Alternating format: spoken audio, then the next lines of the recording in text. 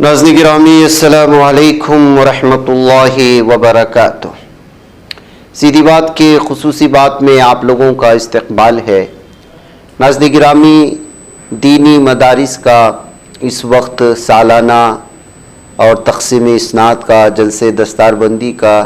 اور مختلف موضوعات پر اجلاس کے اہتمام کا سلسلہ جاری ہے۔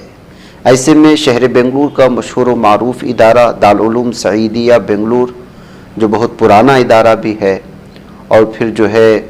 اسلاف کی روحانی یادگار بھی ہے، تعلیم و تہذیب کا آبشار بھی ہے،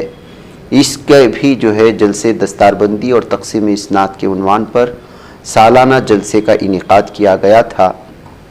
جس میں حضرت مولانا اکبر شریف صاحب ندوی، شیخ الحدیث و نائب محتمم دارالعلوم شاہ ولی اللہ بنگلور، اور حضرت مولانا ڈاکٹر محمد مقصود عمران صاحب رشادی، امام و خطیب سٹی جامع مسجد محتمم جامع العلوم بنگلور،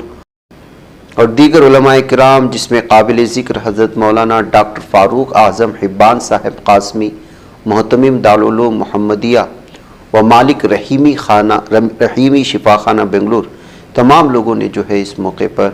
شرکت کی تھی۔ اس بابرکت موقع پر شہر گلستہ اور بیرون شہر سے معزز علماء کرام اور عمائدین بھی رونق اسٹیج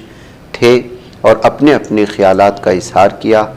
دینی تعلیم پر، مدارس کی اہمیت پر، اور پھر حفاظ کی اہمیت پر، اور کس قدر ضروری ہے دین سے اپنا رابطہ جوڑ کر کے طلباء کو مدرسے میں داخل کرتے ان کی آج کل کے اس دور میں، جس دور میں جو ہے اس وقت گھٹا ٹوپ اندھیرا چھایا ہوا ہے، ہر طرف بے دینی چھائی ہوئی ہے، لا دینی چھائی ہوئی ہے۔ ناظرین گرامی، آپ کو بتاتا چلوں کہ مدرسہ نہ صرف معروف و مشہور ہے بلکہ شہر بنگلور کا بہت ہی مشہور اور بہت ہی قدیم ترین ایسا مدرسہ ہے جہاں پر اکثریت جو ہے وہ یتیموں کی ہوتی ہے، یتیم طلباء کی ہوتی ہے، اور سال بڑے پیمانے پر یہاں سے حفاظ بھی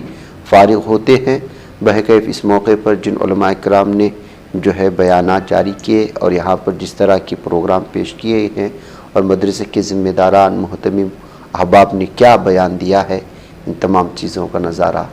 آپ یہاں پر کر سکتے ہیں۔